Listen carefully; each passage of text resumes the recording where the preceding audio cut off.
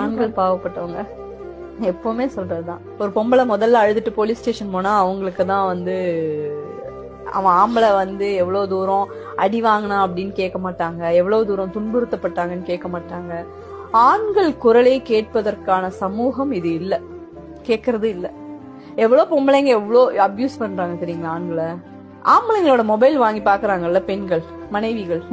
அதுவே பெரிய ஒரே ஒரு மனைவியோட போன் ஒரு ஆம்பளை வாங்கி பாத்துட்டுமே அடுத்த நாள் டைவர்ஸ் நான் எழுத்துறேன்.